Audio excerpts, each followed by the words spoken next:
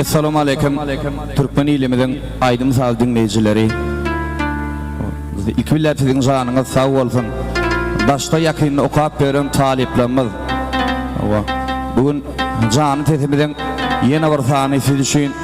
Umut aydımlar bilen, umut sağlar bilen sizin bir ağrın önünüzde deyin şermek bugün ne yollaşılı edip veren değerli dostumuz Gammar Halife Batır dostumuzun ismi bilen sizin formatımızda yeni bir goy aydımları yolla yastınlayan deyin çalın canınız sağ olsun.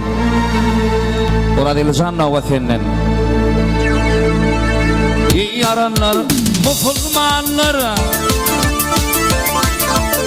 Ey yaranlar, Müslümanlar.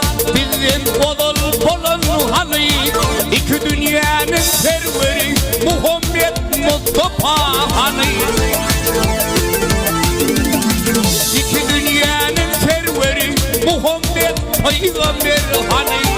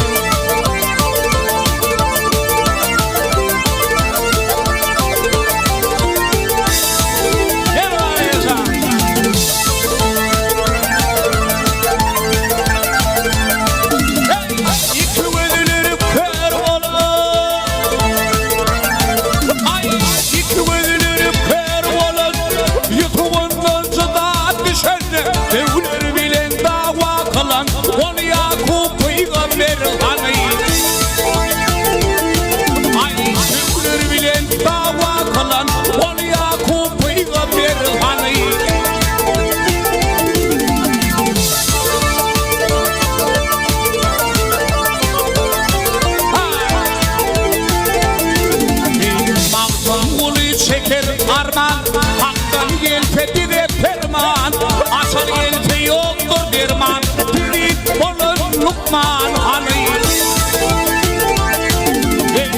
asal yelfi yoktur derman dürttüm dört yaşan hani ol Yakup Peygamber hani Muhammed Mustafa hani.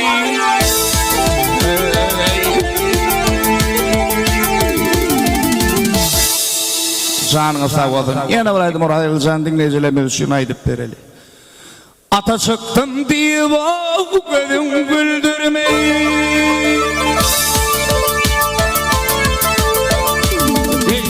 Ata çıktım diye bak gözüm güldürme. At boyunu giderim yadında olsun. İtibinde yeşilliğini bildirme. At verip olma o yadında olsun.